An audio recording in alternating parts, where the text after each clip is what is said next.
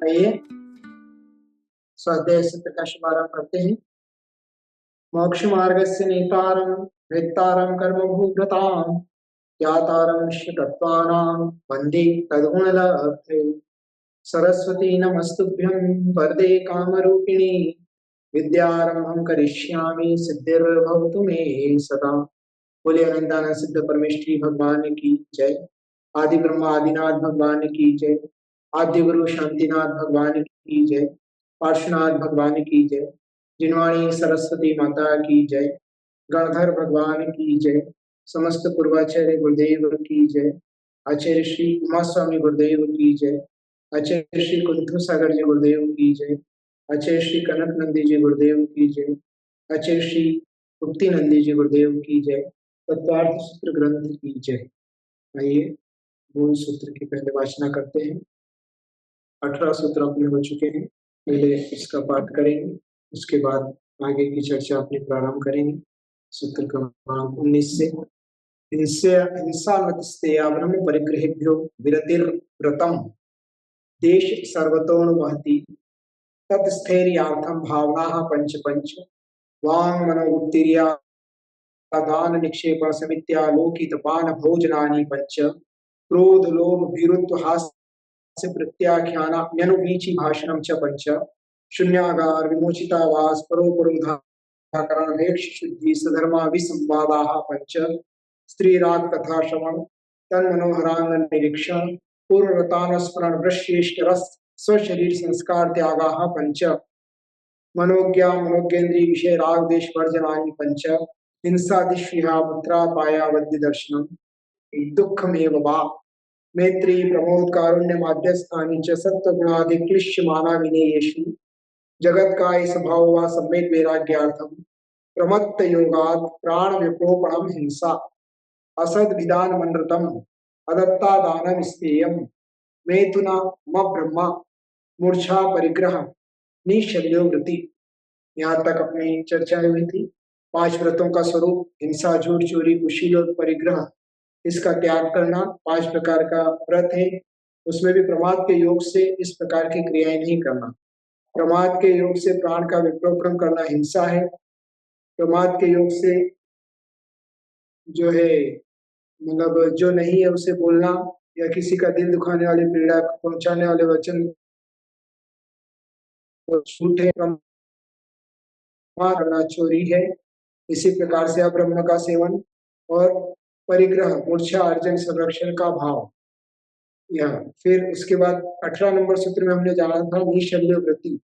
वृत्ति जो है शल्य रहित होते हैं। माया मिथ्या और निदान 3 प्रकार की शल्य बताई थी। उन तीनों शल्यों से रहित वृत्ति होते हैं। अब आज आगे की ओर चलते हैं। इस अध्याय के सूत्र संख्या 2 में व्रतों के 2 भेद बतलाए थे। देश सर्वतोनु महति, ये सूत्र हम पहले पढ़कर आए हैं। तो व्रतों के 2 भेद बताए थे, है ना, एक अणु और एक महति, अणुव्रत एवं महाव्रत। किंतु इन व्रतों को पालने वालों के नाम क्या है, ऐसी जिज्ञासा होने पर आगे का सूत्र कहते हैं, अर्थात जो इन व्रतों को पालन करता है उन्हें क्या कहते हैं, ऐसा प्रश्न होने पर उसका उत्तर दे रहे हैं। सूत्र क्रमांक 19 उच्चारण करेंगे। अगार्य नगारश्च, अगार्य नगारश्च, अगार्य नगारश्च। संधि विग्रह इसका अगारी प्लस अंगारः प्लस च। उन व्रतों को पालने वाले व्रती 2 प्रकार के हैं, अगारी और अंगारी। आश्रय चाहने वाले जिसे अंगीकार कहते हैं वह अगार। अगार का अर्थ वेश अर्थात घर है ना, घर को अगार कहते हैं। और जिसके पास घर है वह अगारी है, और जिसके घर नहीं है वह अनगार है। इस तरह से व्रती 2 प्रकार के होते हैं, अगारी और अनगारी। जो घरों में रहकर व्रतों का पालन करते हैं वो अगारी कहलाते हैं, और जो घर का त्याग करके व्रतों का पालन करते हैं वह अनगारी कहलाते हैं। विशेषार्थ जो मुनि शून्य घर और देवकुल में निवास करते हैं वे अगारी नहीं कहे जाएंगे। जो विषय तृष्णा त्याग किए बिना किसी कारण से घर छोड़कर वन में रहते हैं वे अनगार नहीं कहे जाएंगे, क्योंकि यहाँ भावागार की विवक्षा है ना। तो जो शून्य घर और देवकुल में निवास रहते हैं, जैसे अभी हम किसी त्यागी भवन में बैठे हैं, किसी धर्मशाला में बैठे हैं, तो कोई घर तो है ना, फिर भी हम भी अगारी हो जाएंगे, तो ऐसा नहीं। यहाँ भाव अनगार की बात है। जिसने भावों से इन सब का त्याग किया है वह अनगारी कहलाता है, और जिसने भावों से त्याग नहीं किया है, चाहे वो जंगल में भी रह रहा है तो भी वह अनगार नहीं है, वह आगारी है। चारित्र मोहनी का उदय होने पर जो परिणाम घर से निवृत्त नहीं है, वह भावागार कहलाता है। ऐसा भाव आगार जिसके है, वह वन में निवास करते हुए भी अगारी है। किंतु जिनके इस प्रकार का परिणाम नहीं है, वह घर में रहते हुए भी अनगार है।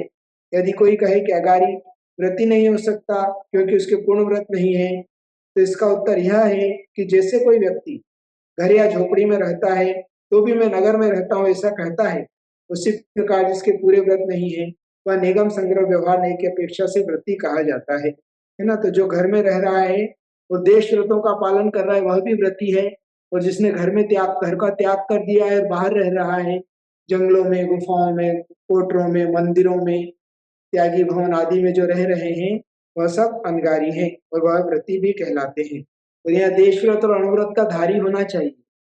अगला सूत्र की ओर चलते हैं। पिछले सूत्र के अनुसार व्रती अगारी और अनगार दो प्रकार के हैं। तब किसी एक अहिंसा आदि व्रत को पालने वाला अगारी कौन सा व्रती हो सकता है, ऐसी जिज्ञासा होने पर आगे का सूत्र कहते हैं। सूत्र क्रमांक 20। अणुव्रतः अगारी। अणुव्रतः अगारी, अणुव्रती अगारी कहलाता है। अगारी के पूर्ण रूप से हिंसादि दोषों का त्याग संभव नहीं है, अतः उसके व्रत अणु अर्थात अल्प है, जिससे अणुव्रत वाला अगारी कहा जाता है। जिसके व्रत छोटे हैं, अल्प है, वो अणुव्रत वाला अगारी कहलाता है। छोटे हैं अर्थात एक देश विशेषार्थ, अणुव्रत वाला अगारी अर्थात 30 जीवों की हिंसा से निवृत्त है, अतः उसके पहला अहिंसा अणुव्रत होता है। किंतु स्थावर हिंसा का भी अनर्थ दंड रूप से त्यागी होता है, पूर्ण रूप से हिंसा है, स्थावर हिंसा का त्यागी नहीं होता है। अभी जिसने घर का त्याग नहीं किया है तो भी उसने जो है अहिंसा का अणुव्रत लिया है, तो 30 जीवों की तो हिंसा नहीं करेगा, किंतु स्थावर जीवों में जितनी आवश्यक है उतना ही है, बाकी अनर्थ दंड नहीं करेगा, व्यर्थ की वो बिजली पानी आदि पंच स्थावर का घात नहीं करेगा। गृहस्थ स्नेह और मोहादिक के वश से ग्रह विनाश और ग्राम विनाश के कारण असत्य वचन से निवृत्त है, अतः उसके दूसरा सत्यानुव्रत होता है। सत्यानुवृत्ति किसी के प्राण घात तक विविधा कारक असत्यम सत्य दोनों वचन नहीं कहता है। मतलब जिसने सत्यानुव्रत लिया है और किसी का प्राण घात हो जाए, किसी पर आपत्ति आ जाए, ऐसा असत्य भी हो या सत्य हो, ऐसे दोनों प्रकार के वचन नहीं कहेगा। श्रावक राजा आदि के भय के कारण दूसरे को पीड़ाकारी जानकर बिना दी हुई वस्तु को लेना यद्यपि अवश्य छोड़ देता है, तो भी बिना दी हुई वस्तु के लेने में उसकी प्रीति घट जाती है, अतः उसके तीसरा आचर्य वर्णव्रत होता है। किसी की भूली पड़ी हुई वस्तु को न स्वयं लेता है, न उठाकर अन्य किसी दूसरे को देता है। किंतु यदि कोई ऐसी वस्तु है जिसका स्वामी उसे भूल गया हो या उसकी वस्तु गिर गई हो, तो उसे उठाकर उसके पास तक स्वयं दे आना या दूसरों के द्वारा भिजवा देना दोषपूर्ण नहीं है ना, आचर्यानुव्रत में।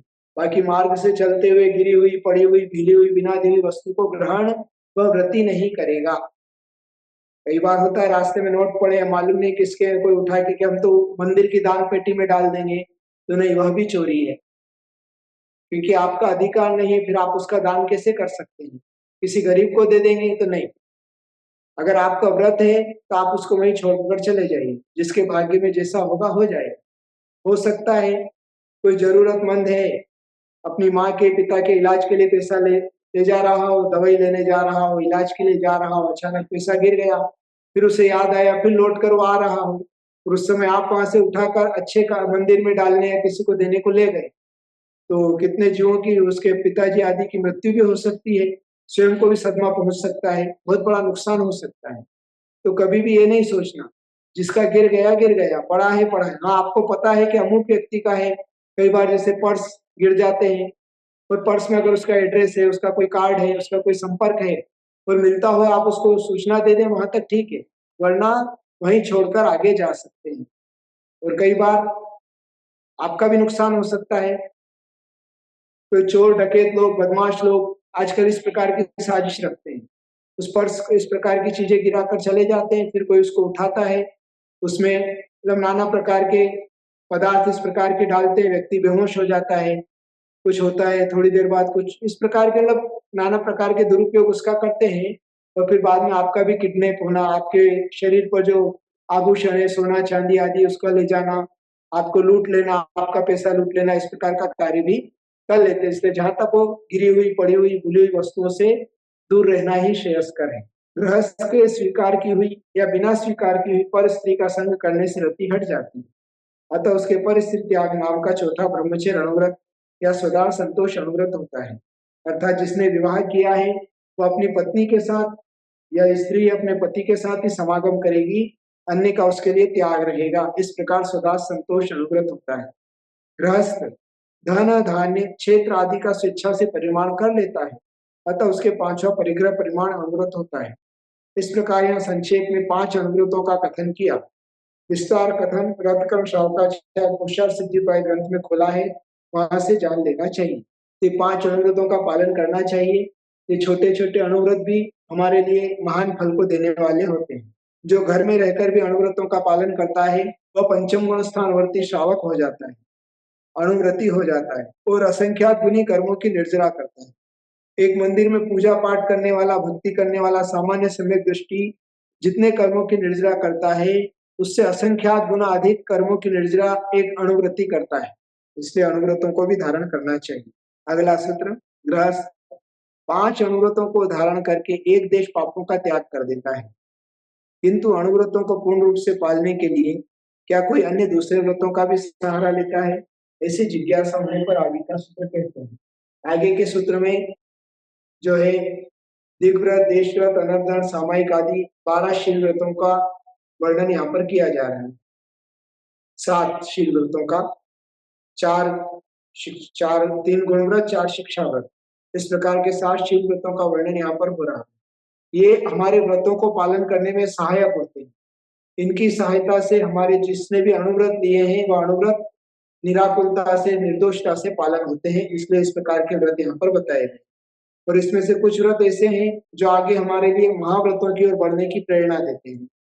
आइए सूत्र की तरफ चलते हैं। सूत्र क्रमांक 21, दिग्देशा नर्थदंड विरति सामायिक प्रोषधोप वासोपभोग परिभोग परिमाणा तिथि संविभाग व्रत संपन्नश्च दिग्देशा नर्थदंड विरति सामायिक प्रोषधोप वासोपभोग परिभोग परिमाणा तिथि संविभाग व्रत संपन्नश्च। यहाँ बता रहे हैं संधि विग्रह दिग प्लस देश प्लस अनर्थदंड प्लस विरति प्लस सामायिक प्लस प्रोषधोपवासो प्रोषधोप प्लस उपवास प्लस उपभोग प्लस परिभोग प्लस परिमाण प्लस अतिथि संविभाग प्लस व्रत संपन्न च। इस प्रकार यहाँ बताया गया। सूत्र का अर्थ करते हैं, वह श्रावक, जो भी श्रावक है जिसने अनुव्रतों को लिया है वह दिग्विरत, देशव्रत, अनर्थ दंड विरत, सामायिक प्रोषधोपवास व्रत, उपभोग परिभोग परिमाण व्रत एवं अतिथि संविभाग व्रत, इन 7 शील व्रतों से भी संपन्न होता है। अर्थात इन 7 शील व्रतों को भी वह धारण करता है। शील अर्थात बाड़, बाड़ अर्थात बागड़, बाउंड्री। जैसे खेत की सुरक्षा के लिए चारों तरफ फेंसिंग कर दिया जाता है, वायर फेंसिंग, उसी प्रकार अपने व्रतों की सुरक्षा के लिए, व्रतों में आगे बढ़ने के लिए ये 7 प्रकार के शील बताए हैं, जिसे बाड़ भी कहते हैं। दिग्विरत, देशव्रत, अनर्थदंड विरति, ये 3 गुणव्रत कहलाते हैं। और सामायिक व्रत, प्रोषधोपवास व्रत और उपभोग परिभोग परिमाण व्रत एवं अतिथि संविभाग व्रत, ये 4 शिक्षा व्रत कहलाते हैं। गुणव्रत क्या? तो 3 गुणव्रतों के पालन करने से 5 अनुव्रतों के गुण बढ़ते हैं, इसलिए इन्हें गुणव्रत कहते हैं। मतलब इन दिग्विरत, देशव्रत, अनर्थदंड विरति, इसका पालन करने से जो अनुव्रत है उसमें और वृद्धि होती है, उनके गुणों की वृद्धि होती है। 4 शिक्षा व्रतों के पालन करने से आगे 5 महाव्रतों की शिक्षा व्रत मिलती है, अतः इन्हें शिक्षा व्रत कहते हैं। इस प्रकार से इन व्रतों से जो संपन्न है वह गृहस्थी वीरताविरत, संयतासंयत, प्रतिमाधारी, अनुव्रति श्रावक कहलाता है। वीरताविरत भी उसको कहते हैं, संयतासंयत कहते हैं, प्रतिमाधारी भी कहते हैं, अनुव्रति भी कहते हैं। अब ये दिग्विरति आदि क्या है इसको यहाँ समझा रहे हैं। विशेषात पहला दिग्विरति व्रत, दिग अर्थात पूर्वादि दिशाएं, उन 10 दिशाओं के प्रसिद्ध चिन्ह, पर्वत, नगर, जंगल, नदी आदि की सीमा अर्थात मर्यादा करके बाकी के क्षेत्र में जीवन पर्यंत आना जाना छोड़ देना दिग्विरत है। अर्थात कोई भी सिग्नल बनाकर जीवन पर्यंत के लिए उसकी एक सीमा निर्धारित कर देना कि इससे आगे हम नहीं जाएंगे। जैसे सामान्य से उदाहरण के लिए हम भारत को छोड़कर अन्य कहीं नहीं जाएंगे, तो ये आपका दिग्व्रत हो गया, है ना। भारत देश की आपकी सीमा हो गई, भारत में आप कहीं भी भ्रमण कर सकते हैं, आना जाना कर सकते हैं।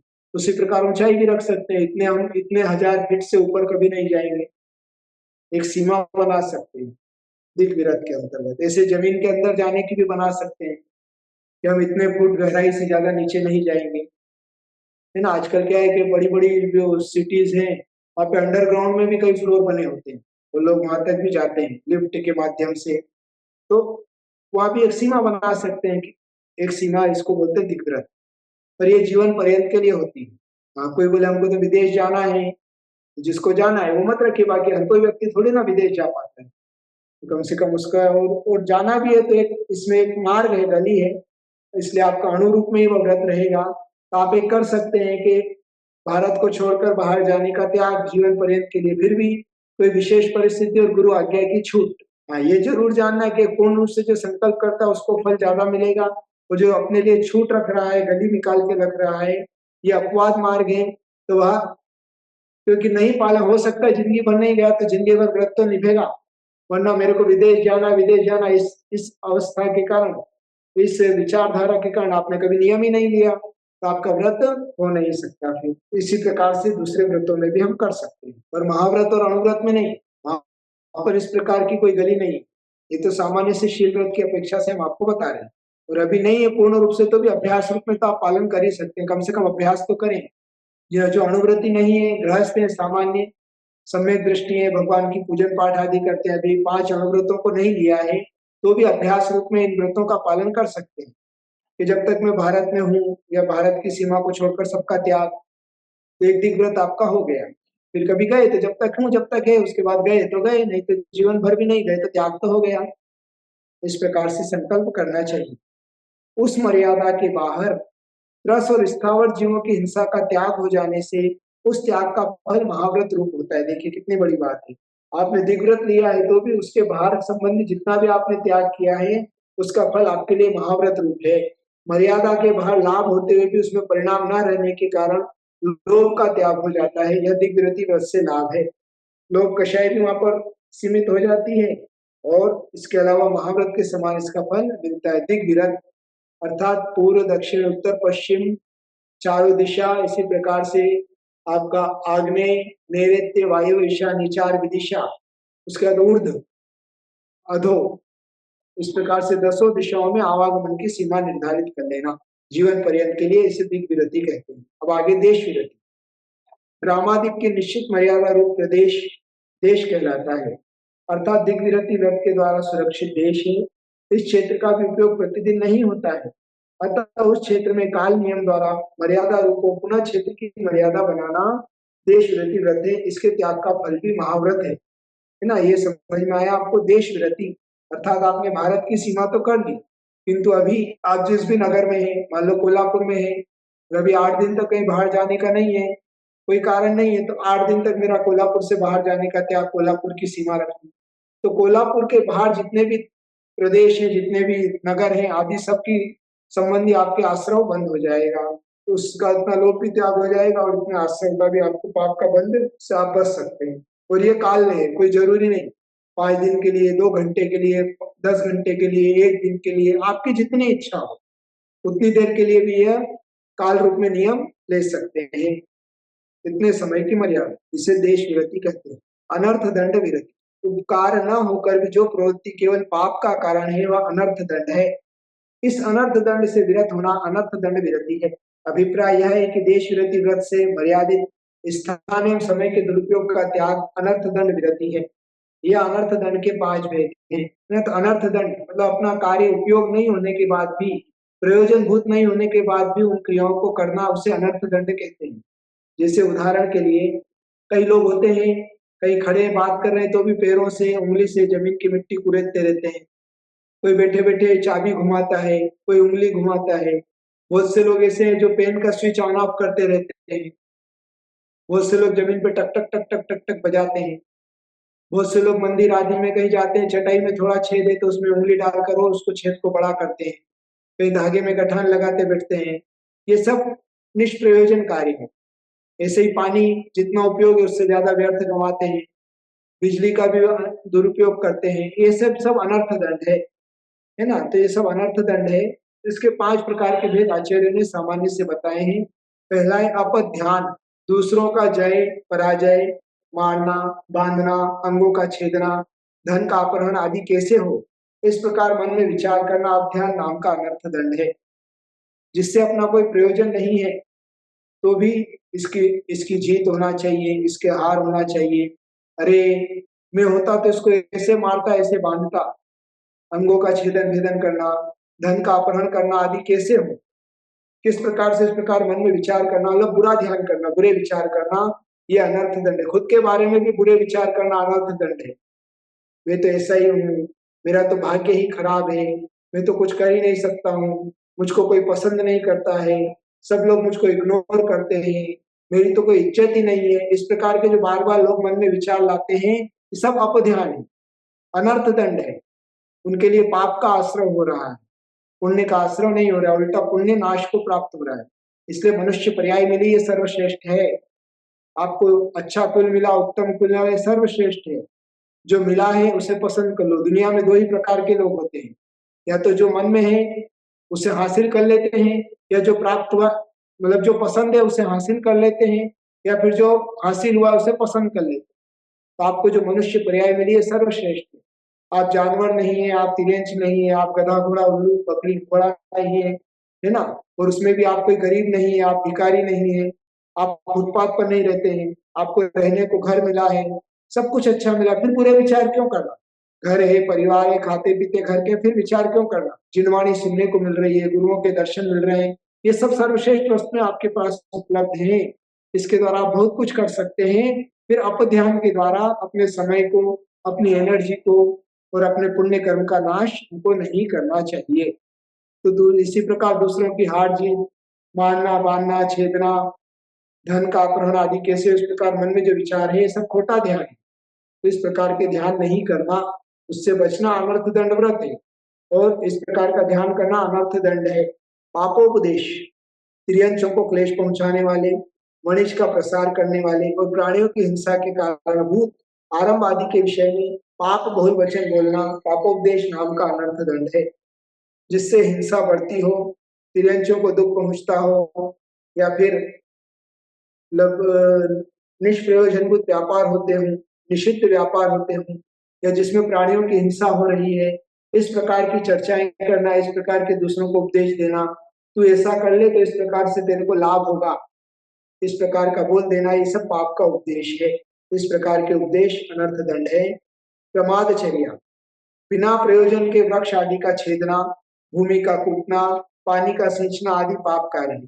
प्रमादचर्या नाम का अनर्थ दंड है। बहुत सारे भेद इसके हो सकते हैं, सामान्य से ले लो। मतलब बिना प्रयोजन, एक शब्द यहाँ महत्वपूर्ण है। बिना प्रयोजन के आप कुछ भी क्रियाएं कर रहे हैं तो ये सब अनर्थ दंड है। बहुत से लोग बिना मतलब के बार बार मोबाइल खोल के व्हाट्सएप आदि में मैसेज देखते बैठते हैं, मैसेज तो नहीं आया, मैसेज तो नहीं आया, अपनी एनर्जी वेस्ट करते, ये भी अनर्थ दंड है। एक टाइम सेट करिए दिन भर में, 1 घंटे 2 घंटे 3 घंटे के बाद, 1 घंटे के बाद कि हाँ मेरे को ये देखना है, देख लिया। जिसका बिजनेस है उसकी बात अलग है, बाकी सामान्य से कई लोग इस प्रकार के होते हैं। हर थोड़ी थोड़ी देर में, हर 5-10 मिनट में बार बार मोबाइल को देखते हैं, कोई मैसेज तो नहीं आया, कोई मैसेज तो नहीं आया। ये सब क्या है? प्रमादचर्या है।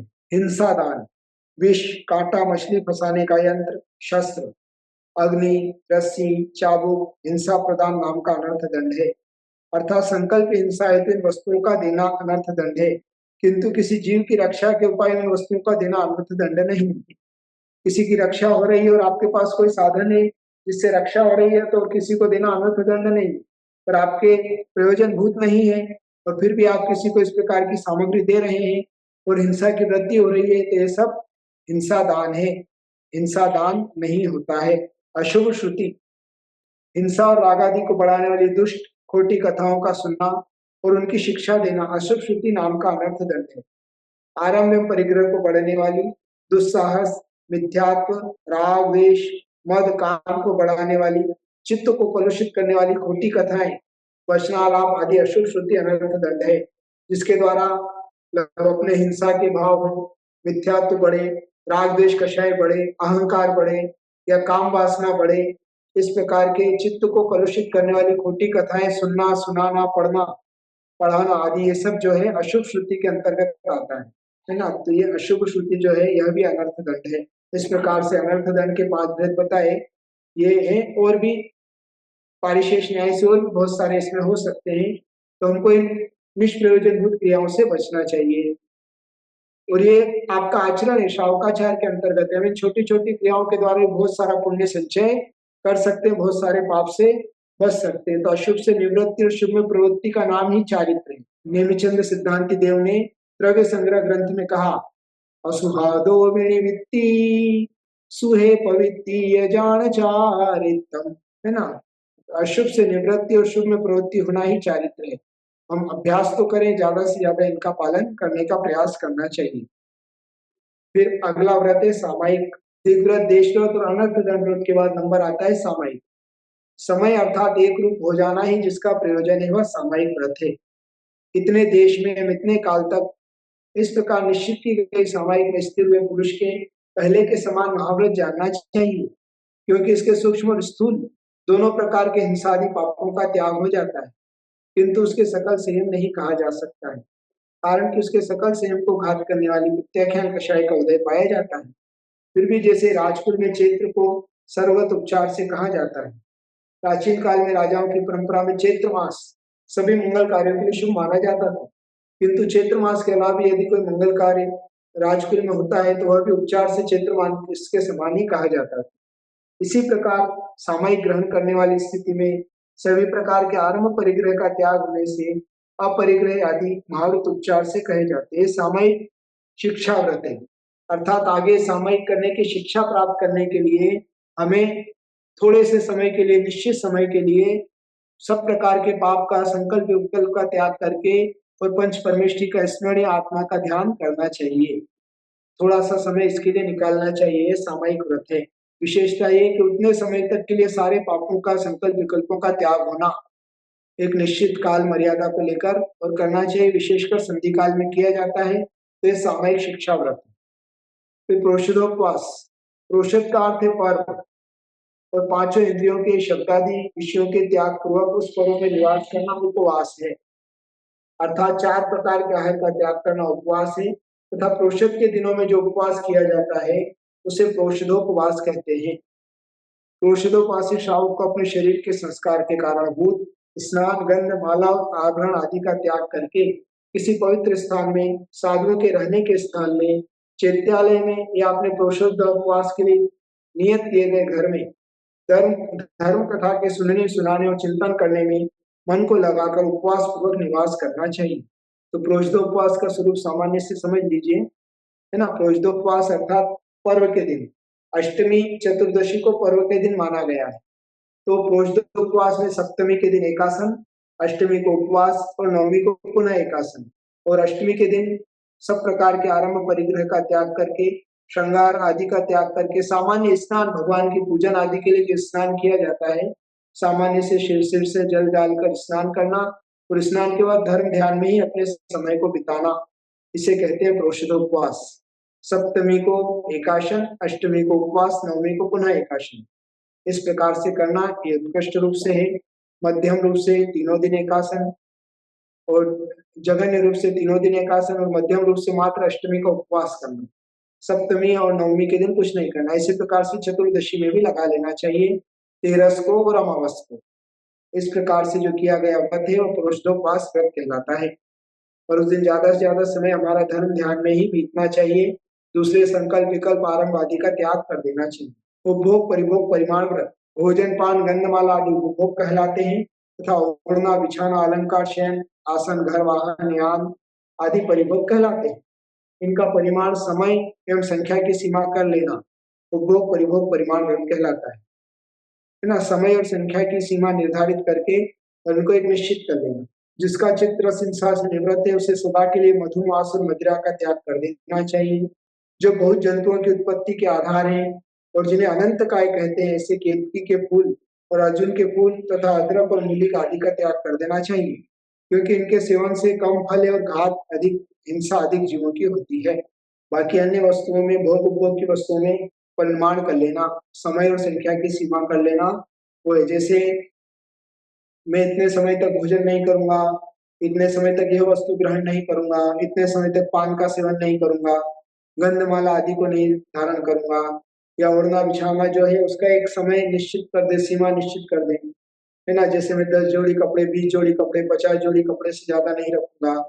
दो दो वाहन, एक कार, एक टू व्हीलर, फोर व्हीलर से ज्यादा नहीं रखूंगा।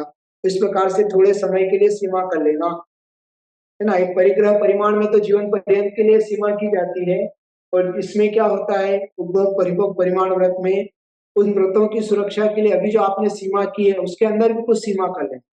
जैसे मान लो परिग्रह परिमाण व्रत में किसी माता ने 100 साड़ी से ज्यादा जीवन पर्यंत नहीं रखूंगी, या 100 साड़ी, 50 सूट, जो भी आपकी ड्रेस एक सीमा निर्धारित की है। अब परिग्रह उपभोग परिभोग परिमाण व्रत के अंतर्गत 5 दिन के लिए, 10 दिन के लिए, 1 महीने के लिए, अब मैं इसमें भी जैसे 100 थी तो मैं 50 का उपयोग करूंगी, 10 के, जैसे दशलक्षण पर्व आया तो 10 साड़ी से ज्यादा नहीं धारण करूंगी। इस प्रकार की और सीमा और संख्या निर्धारित कर लेना, इसको बोलते हैं उपभोग परिभोग परिमाण व्रत। अतिथि संविभाग व्रत, संयम का विनाश न हो इस विधि से जो चलता है वो अतिथि, या जिसके आने की कोई तिथि नहीं है उसे अतिथि कहते हैं। अपने संयम की रक्षा के लिए जो चलता है, गवेषणा करता है, वो अतिथि है। या फिर जिसके आने की कोई तिथि निश्चित न हो, अतिथि। तात्पर्य यह है कि जिसके आने का कोई काल निश्चित नहीं है उसको अतिथि कहते हैं। इस अतिथि के लिए विभाग करना अतिथि संविभाग है। अतिथि संविभाग 4 प्रकार का है। अतिथि संविभाग मतलब अपना जो है भोजन आदि है उसमें से जो अतिथि आया उसके लिए एक हिस्सा निकाल देना। जैसे साधु के लिए आहार, तो आप जो घर में भोजन शुद्ध बनाते हैं उसमें से साधु के लिए भी विभाग करना। अगर कोई व्रती, त्यागी, महाव्रती आदि आया तो उससे मैं ये भोजन कराऊंगा, कराऊंगी, इस प्रकार का संकल्प करना अतिथि संविभाग व्रत है। अतिथि संविभाग व्रत 4 प्रकार का है। भिक्षा, औषधि, उपकरण और प्रतिशय अर्थात आवास। जो मोक्ष के लिए क्रमबद्ध है, संयम के पालन करने में तत्पर है और शुद्ध है, उस अतिथि के लिए शुद्ध मन से निर्दोष भिक्षा देना चाहिए। पूज्यपाद आचार्य ने अतिथि के 3 प्रमुख विशेषण कहे। मोक्ष के लिए बद्ध कक्ष अर्थात मोक्ष पुरुषार्थी जिसका लक्ष्य है, जो मोक्ष मार्ग पर चल रहे वह संयम पालने में अप्रमादी है, जो संयम का पालन करते हैं। तीसरा शुद्ध है अर्थात देश कुल जाति से शुद्ध है, अर्थात कुलिंगी और मिथ्या दृष्टि नहीं है, वह सब अतिथि कहलाते हैं। न असंत्यम अतिथ्याय आद्रियन्ते मित्रायणी संहिता, जो संत नहीं है उनका आदर अतिथि के रूप में नहीं करना चाहिए। जो संत नहीं है, असंत हैं, उनका आदर अतिथि के रूप में नहीं करना चाहिए। उपकरण दान, सम्यक दर्शन आदि बढ़ाने के धर्म उपकरण देना। पूज्यपादाचार्य ने भी समंत भद्राचार्य का अनुकरण करके अतिथि के लिए ज्ञान अर्थात शिक्षा उपकरण देने की बात लिखी है। इस पद से ध्वनित होता है कि श्रावक अतिथि साधु के लिए ऐसे उपकरण दे जिससे शास्त्र लिखे जा सके। संयम के पालन हेतु पीछे उपकरण है। शोच का सहायक कमंडल उपकरण है। प्राचीन काल में शास्त्र ताड़पत्र पर लिखे जाते थे। ताड़पत्र में विशेष तिथि से ही वृक्ष से प्राप्त किए जाते थे। यह कार्य श्रावकों का ही होता था। ताड़पत्र पर लिखने के लिए लोहे की नुकीली लेखनी होती थी, किंतु वर्तमान में देखते ही देखते शिक्षण पद्धति के साथ साथ लेखन, पठन, पाठन सभी के उपकरणों के स्वरूप भी बदल गए। अतः जिससे धर्म वृद्धि हो ऐसे उपकरण ही साधुओं को देना चाहिए। तो इस प्रकार के उपकरण ही साधुओं को देना चाहिए जिससे धर्म की वृद्धि हो, जो शास्त्र आदि पढ़ने में कार्यकारी हो। ऐसे ग्रंथ या उपकरण आदि साधुओं को भेंट करना चाहिए। औषध, अतिथि की प्रकृति के अनुसार योग्य औषध की व्यवस्था करना चाहिए। प्रतिशय अर्थात आवास, परम धर्म में श्रद्धापूर्वक निवास स्थान भी देना चाहिए। प्राचीन काल में श्रेष्ठ श्रावक साधुओं को ठहराने के लिए नगरोद्यान आदि बनाते थे, जिन्हें नसिया आदि कहते हैं। आज भी कई क्षेत्रों में नसिया आदि निशिदिका जिसे बोलते हैं होती है। हम इधर दक्षिण में गए तो नांदनी में भी निशिदी है, जहाँ नगर से कुछ बाहर है, जहाँ पर मंदिर का रूप भी है, त्यागी भवन आदि भी होते हैं, गुफाएं होती है, गुम्फाएं, एनापुर आदि कई जगह पे इस प्रकार है। आज भी कई नगरों में इस प्रकार की निषिद्धाएं राजस्थान में प्राय कर पाई जाती हैं, तो निषिद्धा बनाना चाहिए। पुनः साधुओं को रुकने के लिए धर्मशाला आदि बनवाने लगे, किंतु अर्थलिप्सा के युग में धर्मास्थानों पर साधुओं के ठहरने नहीं देते, दुकान बना कर किराए पर देते। धर्मशाला आदि सामाजिक रीति रिवाजों की पूर्ति करने में भरी रहती है।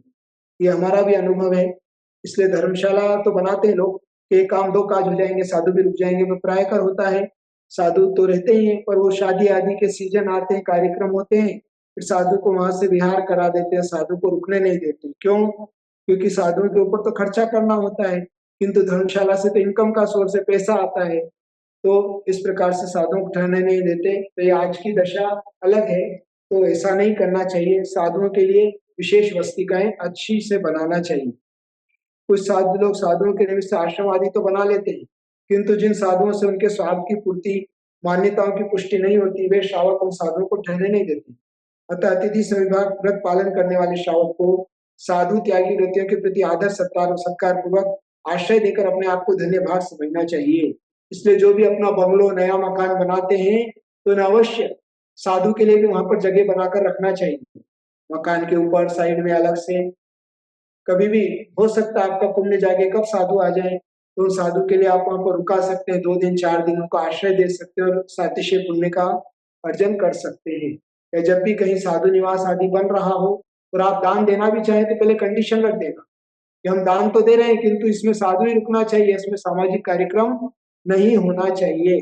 वरना प्राय कर ऐसा ही होता है, हॉल बना देते हैं, 2-3 रूम बना देते हैं, बनाते तो हैं, त्यागी भवन का नाम देते हैं, गुरुओं के नाम से त्यागी भवन बना देते हैं, गुरुओं के निमित्त से पैसा इकट्ठा करते हैं, किंतु बाद में वहां पर फंक्शन, शादियां आदि होते हैं, बच्चों के बर्थडे पार्टी आदि नाना प्रकार कार्यक्रम होते हैं, और साधुओं के लिए उसको प्रयोगहीन बना दिया। जहाँ राग रंग होता है वहां पर साधु नहीं रुक सकते। जब वहां पर भोजन आदि सब होता है, तो साधु की व्यवस्थाएं समाप्त हो जाती है। जब वहां पर भोजन आदि होता है, वहां पर डांस आदि होता है, राग रंग के कार्यक्रम होते हैं, तो वहां की वर्गणाएं दूषित होती है। फिर ऐसे स्थान में रुकने में साधु के परिणाम भी दूषित हो सकते हैं। इसलिए साधुओं के लिए बस्ती का अलग से ही बनाना चाहिए। इस प्रकार से ये सूत्र भी यहाँ पर पूर्ण हुआ। आज इतना ही रखेंगे।